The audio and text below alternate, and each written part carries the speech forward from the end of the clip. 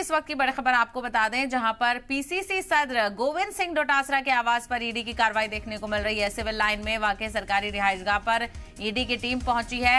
Paper leak मामले को लेकर बताई जा रही है ये कार्रवाई। तो आपको बताते चले, एक तरफ अशोक गहलोत के बेटे को ईडी का समन जारी किया गया है, तो दूसरी तरफ डोटासरा को लेकर भी ईडी की कार्रवाई हो रही है।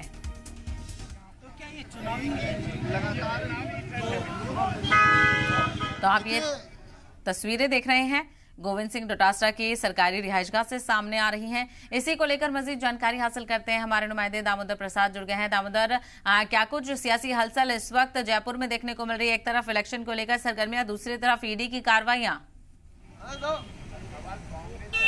देखिए, क्योंकि राजस्थान में इलेक्शन है, तो ऐसे में इलेक्शन को लेकर सरगर्मियां तेज हो चुकी है। इसी के बीच में अब ईडी का एक्शन भी देखने को मिल रहा है। जो पीसीसी चीफ है राजस्थान के कांग्रेस प्रदेश अध्यक्ष डोटासरा के यहाँ सरकारी आवास और उनके निजी आवास पर ईडी की छापेमारी कार्रवाई की जा रही है। इसके साथ ही जो मुख्यमंत्री जी के पुत्र हैं वैभव गहलोत को, उनको भी सम्मन जारी किया गया है आज, क्योंकि इसी के साथ ही जो कांग्रेस के कार्यकर्ता हैं वो अब विरोध प्रदर्शन पे उतर गए हैं और मोदी सरकार के खिलाफ नारेबाजी कर रहे हैं। ईडी के खिलाफ नारेबाजी, बोले कि जो कुछ जो बैठे हुए उनसे बात करते हैं, क्योंकि किस तरीके ईडी की कार्रवाई किस बात को लेकर आप विरोध कर रहे हैं? हम विरोध कहाँ कर रहे हैं? हम हमारे समर्थन में हैं, हमारे नेता के समर्थन में हैं। जिस तरीके से जिस राज्य में चुनाव होते हैं वहाँ बीजेपी की बी टीम पहुँचती है, हम उस चीज के लिए हम हमारे नेता के समर्थन के अंदर प्रदर्शन कर रहे हैं। अहिंसावादी गांधीवादी तरीके से हम उनके समर्थन के अंदर प्रदर्शन कर रहे हैं कि किस तरीके से जब चुनाव होते हैं तभी इनको हर चीजों की याद आती है और ये किस तरीके से नेताओं को, कार्यकर्ताओं को तोड़ने का प्रयास किया जा रहा है। एक गलत संदेश दिया जा रहा है। एक ईडी सीबीआई इनकम टैक्स के जरिए एक जनता के अंदर मैसेज दिया जा रहा है, देखिए ईडी की रेड हो रही है, कुछ ना कुछ तो किया होगा, इसीलिए तो ईडी की रेड हो रही है। लेकिन आज तक आप रिकॉर्ड देखिए, जब तक 2014 से आज तक जितनी भी रेड हुई है उनके परिणाम क्या निकले हैं। तो ये ईडी की रेड केवल चुनाव के समय की है और ये हमारे नेताओं को तोड़ने का काम कर रही है, प्रेशर में लेने का काम कर रही है। लेकिन हम राहुल गांधी के जो संदेश हैं, डरो मत, उसके ऊपर चल रहे हैं और हम हमारे अहिंसावादी तरीके से हमारे नेता का समर्थन के अंदर यहाँ पे बैठे हुए हैं। देखिए, जब डोटासरा ये कह रहे थे कि मैं तो ईडी का इंतजार करता हूँ, ईडी आए हमारे यहाँ, है ना, तो अब इस तरीके से जो आप लोग ये नारेबाजी विपक्षी जैसे मोदी सरकार के खिलाफ, ये क्यों? जब इंतजार ही कर रहे थे तो अब डरने किस बात? दूध का दूध पानी का पानी। कोई नहीं डर रहा है। हमारे नेता बिल्कुल भी डर नहीं रहे हैं और छाती ठोक के सामने खड़े हैं। हमने कोई गलती नहीं करी और बीजेपी के पास कोई मुद्दे नहीं है सरकार में चुनाव लड़ने के लिए। इस बार बस ये वो ईडी को आगे करके चुनाव लड़ना चाहती है और हम बिल्कुल सत्य के साथ खड़े हैं। हमारे नेता सत्य के साथ खड़े हैं और हम सत्य के साथ यहाँ डटे रहेंगे। सत्य के साथ खड़े हुए हैं, क्या कहेंगे आप?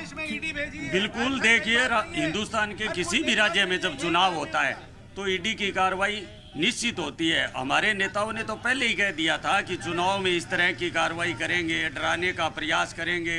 लेकिन हम कांग्रेस के सिपाही है, डरने वाले नहीं है। एक डोटासरा प्राप्त करेंगे तो हजारों डोटासरा हर घर से निकलेंगे, हर किसान के घर से एक डोटासरा बनकर निकलेगा। ये मैं आपके न्यूज़ चैनल के माध्यम से कहना चाहता हूँ, क्योंकि जब भी कोई किसानों की आवाज़ उठाता है उस पर इस तरह की कार्रवाई होती है। आरएसएस के खिलाफ यदि कोई बयान दे दे तो ये सहन नहीं कर पाते हैं और ये सारा माजरा वही है कि क्यों आरएसएस की बीजेपी के खिलाफ इस तरह खुले बयान जिस तरह डोटासरा जी दे रहे हैं उस पर इस तरह की कार्रवाई कर दबाव बनाया जाए। लेकिन कांग्रेस का कार्यकर्ता डरने वाला नहीं है।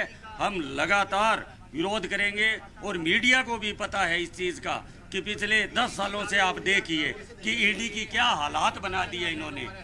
क्योंकि स्टेट गवर्नमेंट की एजेंसी ने भी पेपर लीक मामले में कार्रवाई की, उसी के आधार पर तो ईडी बढ़ी है। सर, राजस्थान के अंदर पूरा भारतीय जनता पार्टी एक तरफा देख चुकी है कि राजस्थान के अंदर कांग्रेस आ रही है। उसी के देखते हुए हमारा युवा दिलों की धड़कन डोटासरा साहब को कमजोर करने के लिए, पर किसी भी रूप में, चाहे भारतीय जनता पार्टी चले, ईडी चले, किसी भी संस्था को लगा दे, पर यह कार्यकर्ता कांग्रेस का मजबूत और राजस्थान के अंदर एक तरफा कांग्रेस लाएगा। ये किसी भी दमनपूर्वक कार्रवाई कर ले, हम डरने वाले नहीं है और किसी भी तरह की जांच करें। हमारा जो युवा दिलों का धड़कन डोटासरा साहब बिल्कुल पाक साहब निकलेंगे, ये आप देखना आगे जाकर। ये जो ईडी कार्रवाई है, ये क्या मतदाताओं को भटकाने का है या जो भ्रष्टाचार मिटाए? वो भी है, ये तो मतदाताओं को भटकाने का है कि ये ऐसे लोग हैं। और दूसरी बात, इनकी आंतरिक कला इनको खा रही है। इनकी आंतरिक कला से बौखला कर ईडी को ये कर रहे हैं कि इनकी आंतरिक कला बीजेपी को खा रही है। बीजेपी अलग अलग हो चुकी है आपस में। अभी जब देखना टिकट होंगे 1 तारीख से, बीजेपी के टुकड़े टुकड़े मिलेंगे आपको। और बीजेपी ये आज मोदी बनाम अशोक गहलोत की लड़ाई है। ये मोदी बनाम अशोक गहलोत है। कांग्रेस भाजपा की लड़ाई नहीं रही।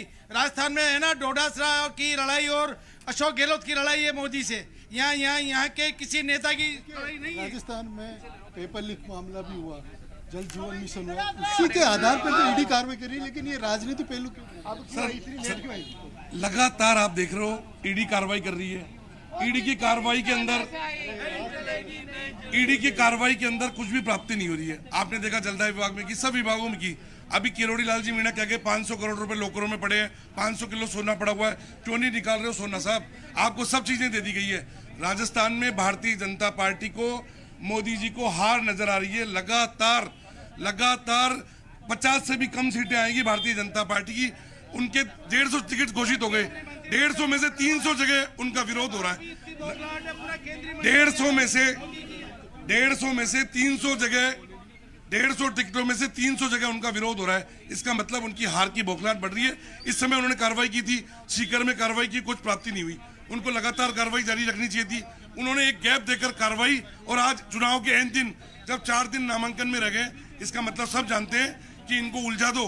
और कोई उनका किसी भी तरह का कोई नाटक काम नहीं आया।